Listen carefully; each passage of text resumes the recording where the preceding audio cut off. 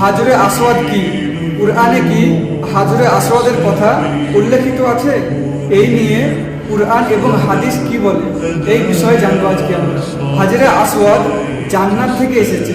এটি বরফের চেয়েও সাদা ছিল, কিন্তু মানুষের পাপ একে কালো করে দিয়েছে।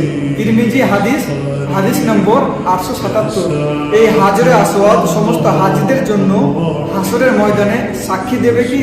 হাজরে আসওয়াদ কিয়ামতের দিন সাক্ষী দেবে। তার জন্য যে ব্যক্তি তাকে আন্তরিকতা ও ঈমান নিয়ে চুম্বন করেছে, তাকে হাসরের দিনে এই হাজরে আসওয়াদ পাথর সাক্ষী দেবে।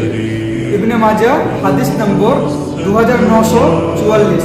হযরত মুহাম্মদ সাল্লাল্লাহু আলাইহি সাল্লামের সম্মান ও সুন্নাহ, তিনি তওয়াফ করার শুরুর সময় হাজরে আসওয়াদ স্পর্শ বা চুম্বন করতেন। সাহাবীরা তা অনুসরণ করতেন এবং আজও মুসলমানরা তওয়াফের সময় সেই আমল করে থাকে। এটি আসমান থেকে আগত পাথর হওয়ায় এর বৈজ্ঞানিক প্রকৃতি নিয়ে গবেষণা হয়েছে, কিন্তু ইসলামে এর গুরুত্ব আধ্যাত্মিক ও ঐতিহাসিক। এর ভিতরে কি আছে তা কেউ নিশ্চিতভাবে জানে না, তবে ইসলামে বলে এটি একটি পরীক্ষা ও নিদর্শন, যেন আমরা তাকে সম্মান করি, পূজা নয়। হাজরে আসওয়াদ কুরআনে সরাসরি বর্ণিত না হলেও এর গুরুত্ব হাদিস বর্ণিত আছে। এটি আসমানি পাথর, কিয়ামতের দিন সাক্ষ্য দেবে, আর রাসূল সাল্লাল্লাহু আলাইহি সাল্লাম নিজ হাতে স্থাপন করবে।